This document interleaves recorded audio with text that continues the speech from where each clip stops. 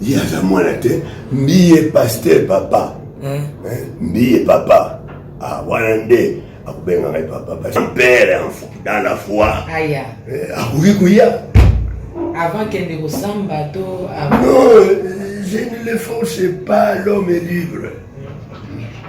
Parce que oui, voilà, comme état libre, ce sont des choses passagères. Moi j'attends les jours. Nazakuziya mukolo nanga nzambe akubenga ngala kene kupema. Bantu boli bakufi mpona kokosila biso makambo. Parce que ne touchez pas loin de celui qui est loin de Dieu. Non. Ceux qui sont solo, yo sali masumu, humiliez-vous.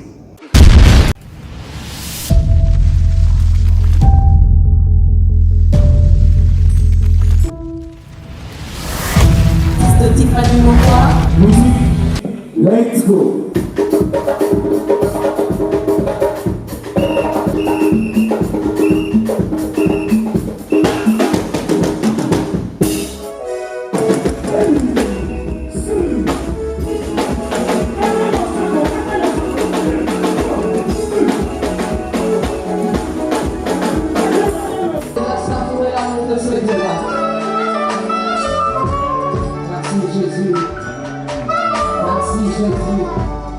Dites à lui qui d'ici, à ce et croire en Jésus, la puissance du sang de Jésus.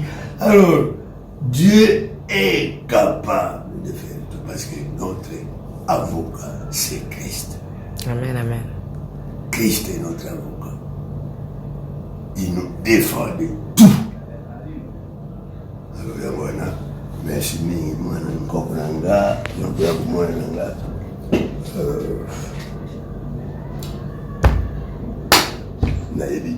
qu'est-ce que je dois dire? Mais Nakundi Maté, mon de l'église, Foutino, l'église vit. L'église est toujours à jour.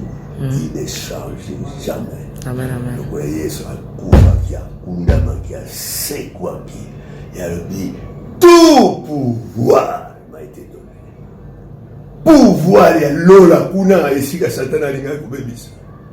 Pouvoir, il y a Makbele, il y a planète Terre, il y a Satana Koubebis. Amen, amen. Tout pouvoir m'a été donné.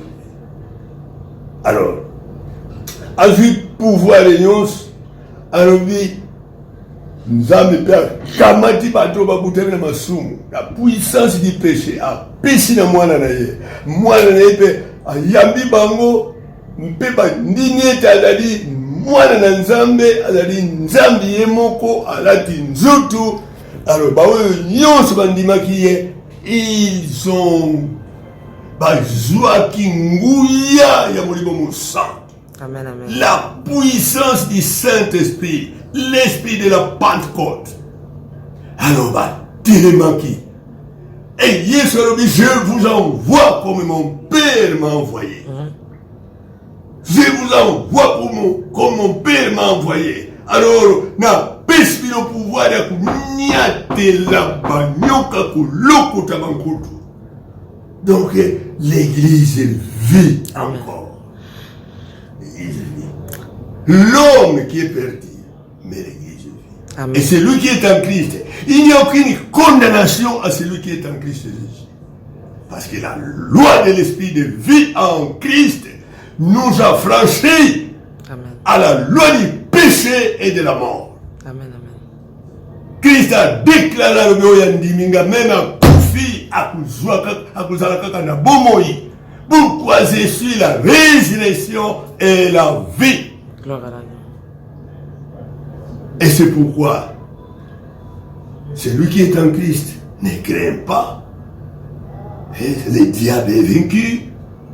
Et ceux qui le soumettaient avec la puissance du sang de Jésus a vaincu la puissance du péché.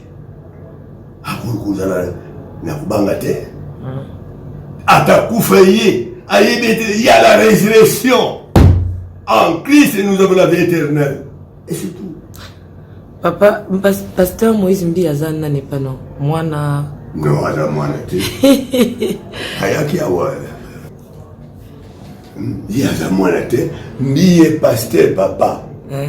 Mbi est papa. Ah, wanande. akubenga ngai papa parce que tant to bandi et de réveil bango bakongolaki mitema bayaki mosusu epai ya ndeko adina bala mosusu epai nanga donc je suis son père, j'ai pu dire. Même mon fils, non. Voilà. J'allais un coco. N'a pas dit madame coco.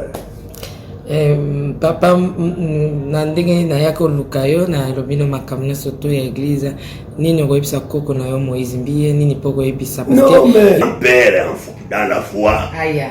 Akuya. Avant qu'elle ne ressemble to non, je ne le force pas, l'homme est libre. Parce que oui, ouais, comme Italie, ce sont des choses passagères. Moi j'attends les jours.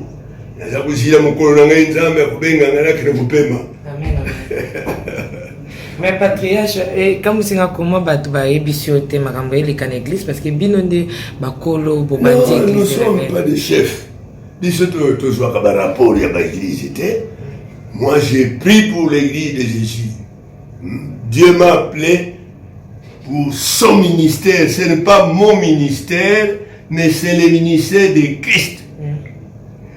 Et j'ai fait tout ce que j'ai fait dans Christ, en Christ. Dans le ministère naïe. Pour être ce ne sont pas mes âmes, c'est les âmes de Jésus. C'est lui qui a payé tout dans sa mort. Papa, le papa pour le peuple de Dieu, parce que tout ça m'a bakumi comme on avait fait union, surtout les cannes église. Pas les amis locaux, il y a Mukili, il y a Nzuto. Où est-ce qu'il y a Nzuto? Moi je suis vraiment, je vis dans la chair. Dans les faibles dans la chair, mais en Christ je suis plus fort. Voilà. Et je crois qu'en Christ j'ai la force supérieure.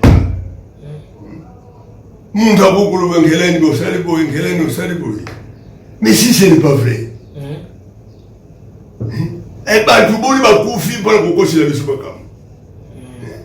parce que ne touchez pas loin de celui qui est loin de Dieu. Non. Ce qui est dans solo, yo salimasum, humiliez-vous. C'est tout. Papa prière na yo pona bana na nzambe nyonso tu bandaki pe ko luka yo papa nkelani basenga kende luka papa nkelani mona ye bayo ne so Hollande au monde entier le sambo ne osali pona église o bato be msusu tolandi babia na longwe na zongi catholique ngana baye basa nzambe baba isengai bosoto na kati na église se koti penza pe mingi papa le sambo na yo pe na bayo bakolanda yo ekopambola bango. Non, mais j'ai pris à Dieu de garder les témoignages de Christ. Et il y a Jésus. Témoignage de Christ et il a gardé, soutenu.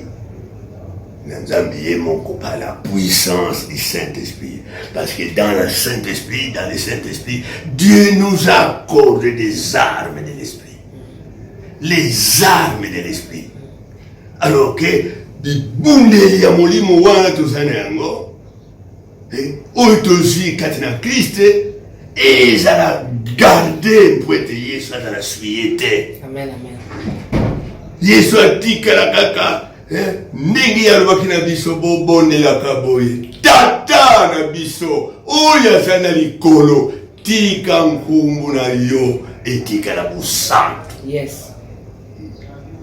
Tika nkumbu na nzambe tika busantu ezala suyete na baoyo bazwi grâce ya kuzwa les armes de l'esprit.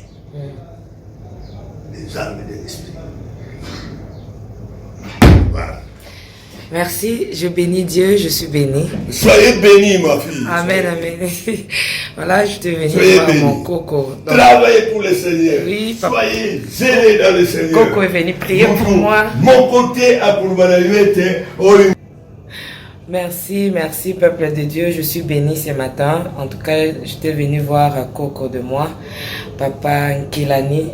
ce sont le père des églises, donc le père de l'église des réveils. Banda qui vraiment beaucoup ya musala ou église des réveils na papa Idina Bala na moni na pambolami parce que il a eu le temps de prier pour moi, il a déclaré des choses. Et le ciel est grandement ouvert, je le crois de tout cœur, que la bénédiction de l'Éternel qui enrichit. Et ce n'est pas n'importe quelle bénédiction. Alors le Seigneur a passé par le patriarche Papa Nkelani pour me bénir. Aussi, l'homme de Dieu a prié pour l'église. Je retiens que le patriarche a dit église et koki okufati. Parce que Yesu Masi a sa koufi la église. L'église Naïza Makasi, il a vaincu sur la croix. Nous attendons l'enlèvement. Voilà, nous attendons l'enlèvement. Tout ce que nous vivons, nous voyons actuellement au sein de l'église, c'est passagère. Donc c'est la parole du patriarche Abi Ekoleka. Alors il a demandé au pasteur Moïse Mbie de venir le voir. Donc je ne sais pas pourquoi, mais néanmoins il a demandé de venir le voir. Encore l'homme de Dieu, le patriarche Abakisi alobi boye. Alobi que soki okoyi telema kotika la wana ti. Donc tozana nzoto oyo eza pécheresse. Donc Satan attend babwaka ki e ola ki nokoya ta na planète Jupiter, akoya ki na planète Terre. Donc étant donné que nous sommes sur Terre, tozo koya. Alors soki to koyi to sala nini to telema to longola lo lendo ya nzoto nzoto oyoyo eza na ba caprice nango patriarche lobi longola lo lendo mikiti sa zongisa zonga na makolo ya papa akolimbisa yo. C'était ça vraiment partage to pe méditation oyo patriarche sali à l'égard ya actualité oyo ezoleka na internet, na les réseaux sociaux concernant l'église oyo tomoni tout ce que nous pouvons voir le patriarche Chalobi église kwei té mutaku fait l'église eza Yesu Masia. Vraiment je bénis Dieu papa Coco de moi. Merci encore une fois de plus Coco pour le déjà mingi na pambola mi papa na olia bakiti na ba mesa atanya ukondoko namona yo na chayo na mwamba na minito na kata pena katikata saka fufu. Oui, alors est-ce que tu bonjour Boni et le côté et puis qu'il y a mon bureau à travailler tes micros donc dès que ça on a eu galère na niveau 0 tout ça la boy ngai naza na mbongo vraiment mingi te mais nazo tchela bino mo mkio naza nango na agence moko boy Nazareta. C'est du sérieux. Oh maman comment des bons donc yo pesa au fouti mbongo kuna partir à poto biso to ya to jibilo na bengi ya Scotty agence mo ifungami comme na Nazareth na kufie agence lisusu ndeke sansu mulongo kuna pour nous là susu kuna eza mambo mulongo te ye si afuti mbongo kuna partir à poto biso tozo ke ko récupérer biloko oli tika boyeko yiso mona makamba bongo na monte bat papesi mbongo kuna biloko ke récupérer biloko oli na agence ezalaka mais yango bandi mama leki nanga yebisi ngai mais na ndimite na lingi na mona kimona mbeso po likamba boye na monde na nesalama te mama yebisa ngai bapesi mbongo kuna biso to récupérer biloko kolia awa ya solo boutique Nazareta ezali boutique ou ezali ya distribution ya ba produits alimentaires tosali po tosunga bandeko oyo même ba oyo baza na peu de ressources comme la boyete bandeko on baza na niveau à Kinshasa même avec un petit rien. Donc à partir à $10, $15 donc so na mbongo te ndebono na pota ko sunga yo awuzika biloko kolia.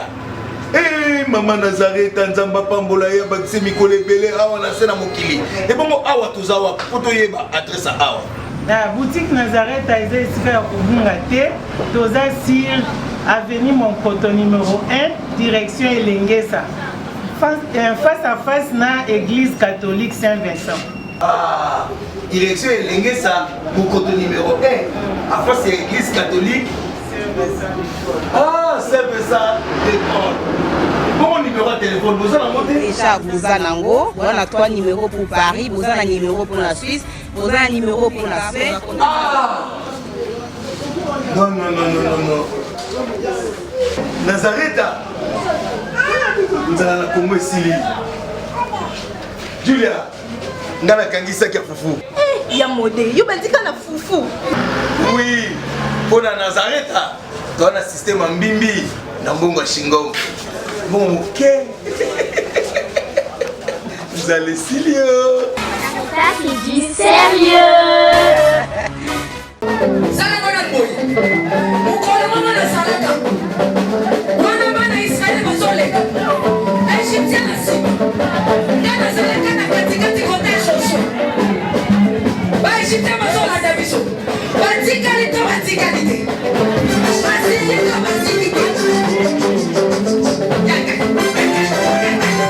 Loba Satan azana ba problème.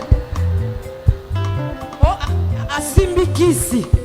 Asimbi kisi. Eli kambwa kisi te yobe ke do luka kisi na osala nini? O simba.